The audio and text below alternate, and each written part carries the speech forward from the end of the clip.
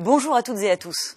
Imaginez une bibliothèque dont les livres ont été fournis par leurs auteurs et dont on peut emprunter la trame narrative, voire l'améliorer pour écrire son propre ouvrage et puis la reposer ensuite dans les étagères de cette bibliothèque. Eh bien, c'est le principe de l'open source.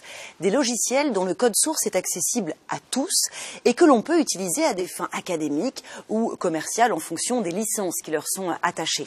Associé à l'intelligence artificielle, l'open source constitue évidemment un véritable tremplin de développement d'offres et de services innovants. Alors, quelle perspective offre-t-elle au secteur de l'assurance? On en parle tout de suite dans ce nouveau numéro de Insight.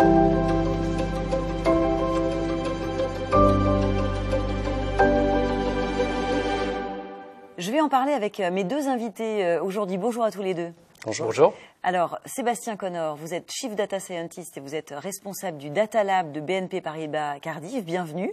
Merci. Et Alexandre Grandfort, bienvenue. Merci. Vous êtes directeur de recherche à l'INRIA, spécialisé en intelligence artificielle, et vous êtes cofondateur et contributeur du projet Scikit-learn, dont on va parler plus en détail très vite. Première question pour vous, Alexandre.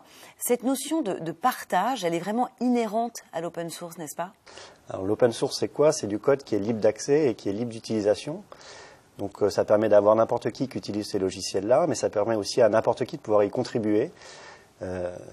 Spontanément, de façon à pouvoir construire des librairies qui sont plus abouties et plus ambitieuses. Et comme on dit, en faisant les choses à plusieurs, ça permet d'aller plus loin plutôt que de faire les choses tout seul dans son coin.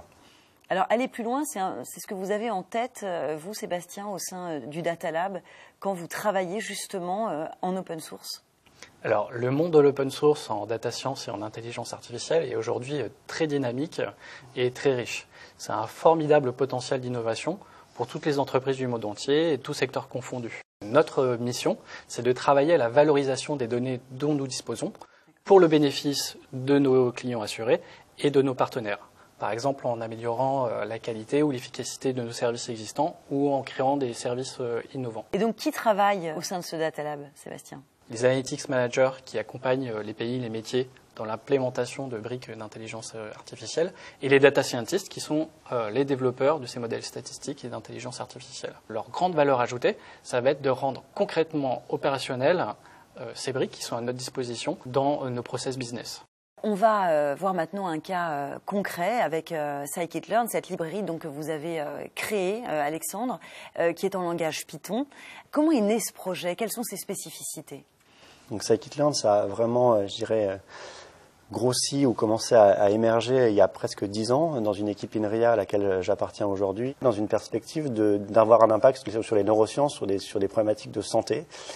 Et on s'est dit que finalement faire une librairie d'apprentissage statistique dans le cadre des neurosciences, c'était peut-être pas très efficace, autant créer une librairie qui serait mutualisée et qui serait disponible pour d'autres disciplines scientifiques, que ce soit de la chimie, de la physique ou de la biologie. Aujourd'hui, Scikit-learn, en quelques mots. Donc c'est presque 1 million d'utilisateurs réguliers.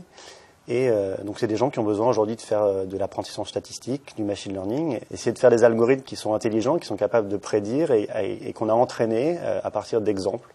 Donc on a donné un certain nombre d'observations, des dizaines d'images, des centaines ou des milliers ou des millions d'images à des algorithmes, donc des images, du texte ou autre chose. Et on va laisser les algorithmes apprendre les règles tout seuls de façon à pouvoir après prédire dans le futur, sous de nouveaux contextes ou dans des nouvelles observations. Dès septembre 2018, BNP Paribas Cardiff rejoint le consortium Scikit-learn. Pourquoi, Sébastien, avoir embarqué dans cette aventure tout de suite? Essayer de mieux comprendre ce monde, son fonctionnement, ses enjeux, et essayer d'y contribuer, de soutenir ce monde-là.